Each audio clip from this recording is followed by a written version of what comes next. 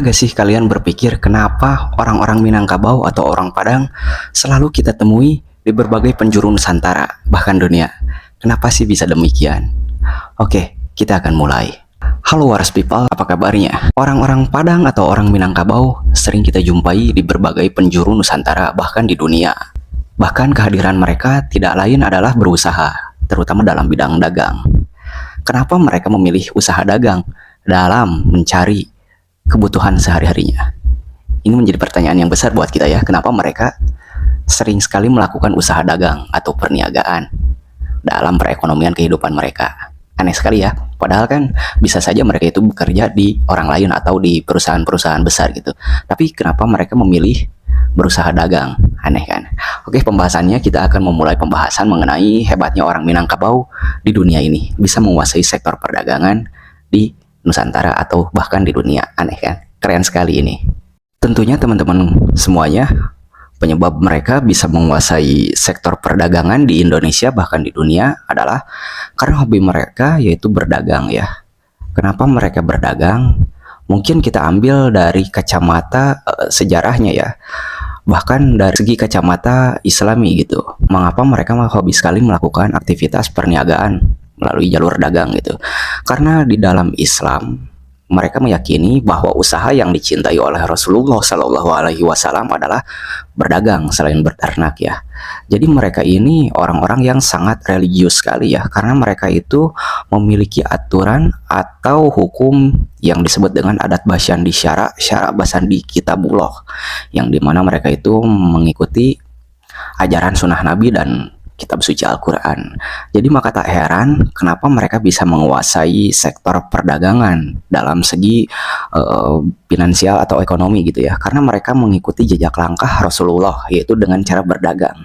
Karena pada sejatinya dengan cara berdagang kita bisa bersosialisasi langsung dengan masyarakat luas, bukan hanya dengan satu suku atau satu ras saja, tetapi dengan berbagai macam suku dan tentunya berbagai macam masyarakat yang ada di Nusantara ini.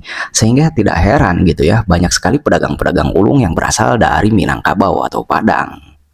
Keren sekali ya, ternyata filosofi hidup mereka itu. Jadi lebih mengutamakan sunnah Nabi dan ajaran-ajaran Islam, sehingga menerapkan hal tersebut dalam kehidupannya. Salah satunya yaitu dengan cara berdagang. Karena berdagang itu merupakan sunatullah, merupakan sunnah Nabi ya. Karena hobi yang disukai oleh Nabi adalah berdagang dalam mencari nafkah itu. Jadi maka tak heran ya orang-orang Minangkabau itu banyak yang sukses dalam usaha dagangnya. Luar biasa. Selain itu, selain berdagang ya teman-teman semuanya, masyarakat Minangkabau juga mereka itu hobi melakukan rantau ya, budaya rantau. Entah kenapa mereka itu senang sekali melakukan budaya rantau. Mungkin berbagai masyarakat juga, berbagai macam masyarakat di Nusantara ini juga banyak sekali yang melakukan budaya rantau. Tapi identiknya budaya rantau itu sering dilakukan oleh masyarakat Minangkabau. Kenapa demikian? Ya kita akan melihat lagi dari segi Islami atau dari segi ilmu Islam gitu ya, ilmu keagamaan Islam dari sejarahnya. Kenapa mereka hobi merantau? Karena budaya rantau itu identik dengan budaya hijrah ya. Kita kembali ke sejarah masa lalu, hijrahnya Rasulullah dari Mekah ke Madinah mungkin ditiru oleh masyarakat Minangkabau. Sehingga masyarakat Minangkabau melakukan budaya rantau itu semata-mata bukan hanya untuk mencari kebutuhan sehari-hari, tetapi melaksanakan sunnah-sunnah Nabi gitu ya. Seperti budaya rantau. Iya sih ya, ketika kita melakukan budaya rantau, otomatis kita meninggalkan kampung halaman ya. Siapa tahu ketika kita menginjakan kaki di tanah rantau, usaha kita bisa lancar atau bisa berjalan dengan baik karena melakukan sunnah Nabi. Ya memang ya tidak sedikit gitu orang-orang Minangkabau yang melakukan perantauan ke berbagai daerah, tidak sedikit dari mereka yang sukses. Tentunya mereka itu sukses dalam usaha dagang. Bahkan jarang sekali loh dari orang-orang Minangkabau ini yang menjadi pekerja. Kebanyakan mereka ini menjadi pengusaha. Hebat sekali ya, ternyata menerapkan budaya atau sunnah Nabi itu akan merubah nasib kita juga. Betul atau tidak nih? Coba tulis di kolom komentar nih. Lalu pastinya teman-teman semuanya kita akan bertanya kapan budaya rantau masyarakat Minangkabau ini dilakukan. Ya jika kita melihat dari sejarahnya, mungkin sudah sejak zaman dahulu gitu ya, budaya rantau ini dilakukan oleh masyarakat Minangkabau. Tentunya budaya tersebut dilakukan secara turun-temurun, karena pada sejatinya budaya rantau itu mengambil dari hidayah, dari hijrahnya Nabi Muhammad ke Madinah, dari Mekah ke Madinah. Mungkin budaya rantau itu seperti itu. Jadi mereka itu menerapkannya secara turun-temurun. Bahkan bagi laki-laki yang sudah cukup umur gitu. Budaya rantau itu merupakan budaya yang diharuskan sepertinya ya. Jadi mau tidak mau gitu, mereka itu jika ingin sukses, mereka harus melakukan rantau. Bahkan ada bukan propaganda ya, ada statement atau pendapat dari masyarakat Minangkabau juga, jika mereka ingin melakukan suatu hal atau ingin terbebas dari belenggu kemiskinan, maka mereka harus melakukan budaya rantau agar di tanah rantau mereka itu bisa hidup mandiri tentunya ya, dan bisa sukses ya. Makanya tak heran ya, jadinya banyak sekali orang-orang Minangkabau yang melakukan budaya transmigrasi atau budaya merantau. Keren sekali.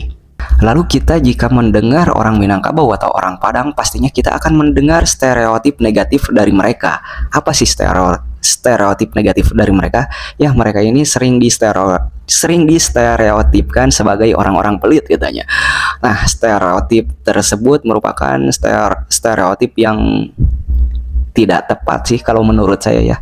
Kenapa saya berani mengatakan demikian tidak tepat? Karena pada dasarnya sifat pelit itu bukan merupakan sifat suatu suku atau kelompok gitu ya. Sifat pelit itu adalah sifat dasar individu masing-masing.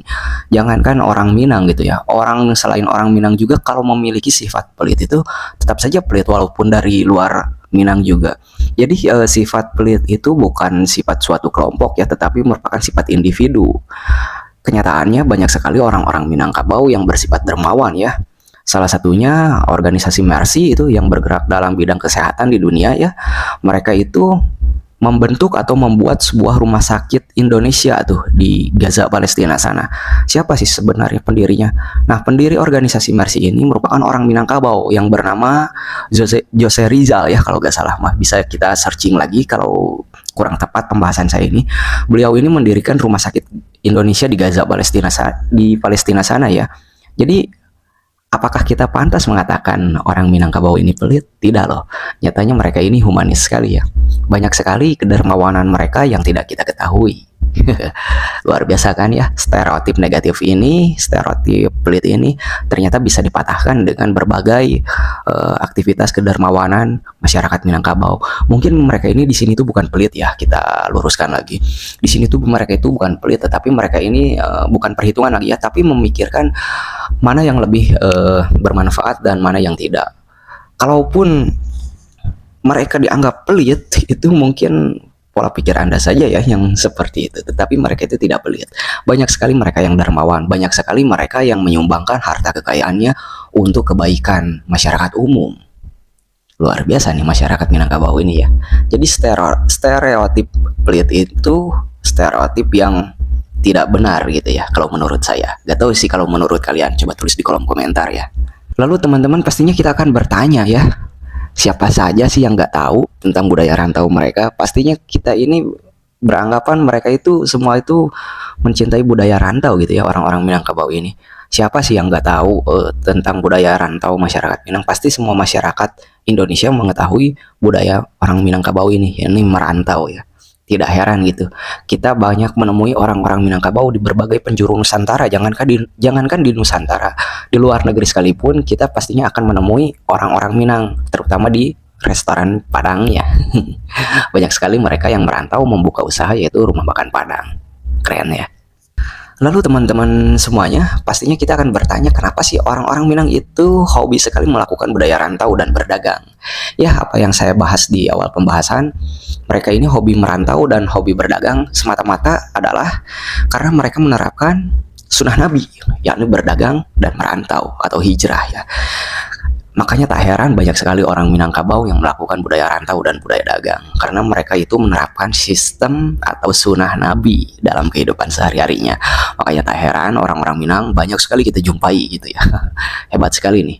Jadi mereka itu bukan semata-mata untuk mencari sumber penghidupan ya, tetapi mereka juga di dalam sumber penghidupannya itu menerapkan filosofi sunnah Nabi, yaitu berdagang dan hijrah atau merantau. Gimana nih, menarik gak menurut kalian sifat-sifat dan karakteristik orang Minang ini? Kalau menurut saya menarik sekali sih, bahkan bisa kita jadikan cerminan gitu ya dalam kehidupan kita sehari-hari, bahkan bisa menjadi contoh bagi kita masyarakat yang luas gitu. Kenapa sih kita tidak bisa meniru mereka orang-orang Minang. Seandainya saja masyarakat Indonesia meniru kebiasaan orang Minangkabau ini, setidaknya kita masyarakat Indonesia ini terbebas dari kemiskinan. Betul atau tidak nih? Coba tulis di kolom komentar. Itulah Waras People mengenai hebatnya orang Minangkabau ya, yang bisa menguasai dunia. Kenapa saya berani mengatakan bisa menguasai dunia? Karena mereka itu hampir di segala penjuru dunia. Jangankan di Nusantara, di dunia ini mah ya, saya juga berani bilang seperti ini. Mereka itu bisa kita temui gitu ya, terutama dalam sektor perdagangan di rumah makan Padangnya. Keren sekali kan? Itulah pembahasan kita mengenai orang-orang Minangkabau. Semoga bisa menambah sedikit informasi yang berguna buat kita semua ya. Oke, saya ucapkan terima kasih. Assalamualaikum.